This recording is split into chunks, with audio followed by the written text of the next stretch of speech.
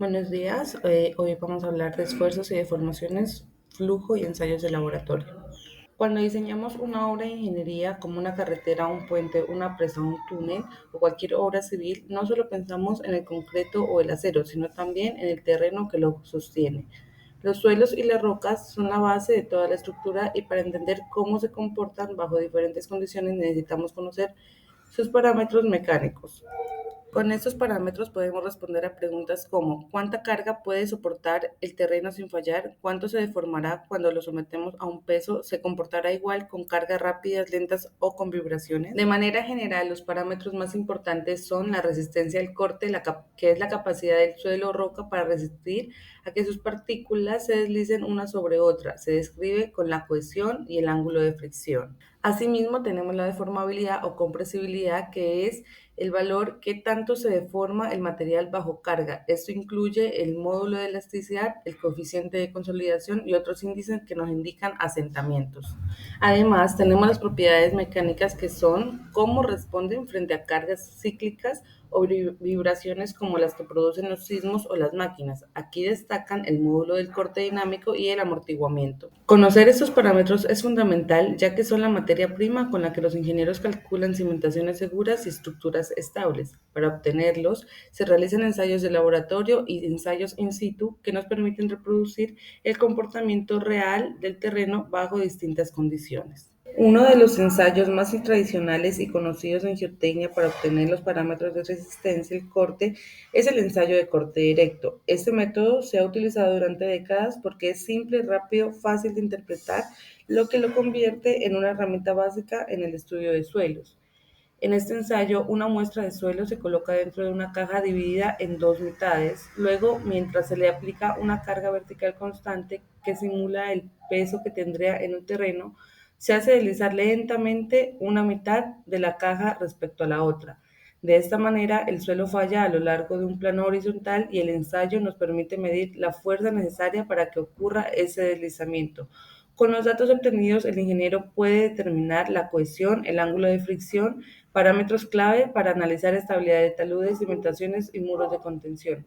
Aunque es un ensayo fundamental, también tiene limitaciones. La superficie de falla está predeterminada. No reproduce condiciones más complejas de drenaje o esfuerzos tridimensionales y por eso suele complementarse con otros métodos para más avanzados. Además del ensayo de corte directo, pues también existen numerosos métodos de laboratorio y de campo que permiten conocer el comportamiento de los suelos y las rocas. Cada uno aporta información distinta y se elige pues según el tipo de material, los parámetros que se quieren medir y las condiciones del proyecto. En uno de estos es el ensayo triaxial, el cual reproduce condiciones de confinamiento, permite obtener la cohesión, el ángulo de fricción interno y la resistencia a diferentes condiciones de drenaje. También existe el ensayo de compresión simple, el cual implica aplicar una carga axial sin confinamiento. Es útil en suelos cohesivos para estimar la resistencia no drenada. Asimismo, tenemos el ensayo de consolidación que se hace con el edómetro, mide la compresibilidad y asentamientos bajo cargas aplicadas. Además, también tenemos el ensayo de corte simple directo, el cual permite evaluar resistencia residual y comportamientos en grandes deformaciones. Asimismo, tenemos el ensayo de columna resonante, el cual nos ayuda a determinar las propiedades dinámicas como el módulo de corte y el amortiguamiento. Para suelos también tenemos ensayos in situ, el cual están el SPT, que es el golpeo de una cuchara que da un índice de resistencia. Asimismo, tenemos el CPT, el cual consiste en una penetración continua que registra resistencias de punta, fricción lateral y presión de poros. El ensayo de Van Etes mide directamente la resistencia no drenada en arcillas blandas. También existe el ensayo de presiómetro, el cual mide la deformabilidad y resistencia radial del suelo en el terreno. Además, existe el de placa de carga, el cual evalúa la capacidad de soporte y deformaciones bajo cargas aplicadas. Ahora bien, vamos a ver los ensayos en rocas que se utilizan. Está la compresión uniaxial y triaxial, que dan la resistencia a compresión y los módulos elásticos. Asimismo, tenemos el ensayo brasileño, el cual determina la resistencia a tracción aplicando cargas diametral a un disco de roca. El índice de carga puntual es práctico para clasificar resistencia de la roca. El ensayo de corte de discontinuidades también es un buen ensayo ya que mide la resistencia al corte en planos de debilidad.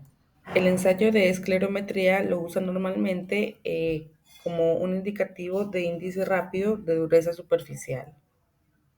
Además, se tiene el ensayo de velocidad ultrasónica, el cual sirve para obtener módulos dinámicos y directa heterogeneidades. Como podemos observar, ningún ensayo es único ni suficiente. Cada prueba pues complementa a las demás, formando un conjunto de herramientas que permiten al ingeniero pues comprender el comportamiento real del terreno y tomar decisiones seguras en diseño y construcción.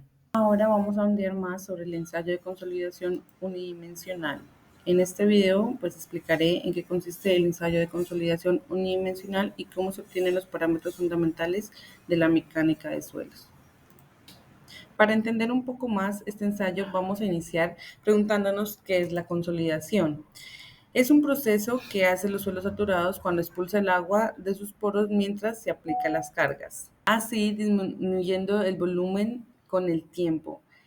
Este ensayo se puede hacer con el edómetro y puede medir la deformación versus el tiempo. Para iniciar con el ensayo de consolidación unidimensional, la muestra se coloca en un anillo rígido, se aplican cargas verticales crecientes y se mide el asentamiento con el tiempo. Con estos datos se elaboran curvas de índice de vacíos frente a esfuerzos efectivos y de índice de vacíos frente a logarítmicos del tiempo. Determinar parámetros que describen el comportamiento compresible del suelo, como coeficiente de compresibilidad, coeficiente de consolidación secundaria, relación de sobreconsolidación y esfuerzo de preconsolidación.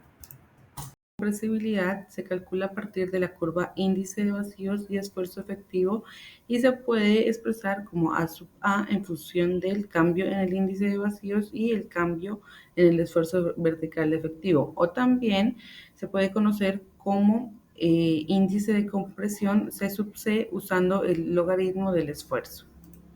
El coeficiente de consolidación secundaria se obtiene de la pendiente de la curva de índice de vacíos y el logaritmo del tiempo en la parte lineal después de la consolidación primaria. Esta consolidación secundaria pues refleja las deformaciones por reajustes internos del suelo. La relación de sobreconsolidación indica si el suelo está normalmente consolidado u overconsolidado. Es el cociente entre el esfuerzo de la preconsolidación y el esfuerzo efectivo actual in situ. El esfuerzo de preconsolidación se obtiene con el método de Casagrande en la curva de índice de vacíos con logaritmo de esfuerzos y se identifica el punto de curvatura máxima y mediante construcciones gráficas se localiza el esfuerzo límite. Finalmente, y como conclusión, podemos decir que el ensayo de consolidación unidimensional nos da la información clave para proyectos de cimentación y geotecnia.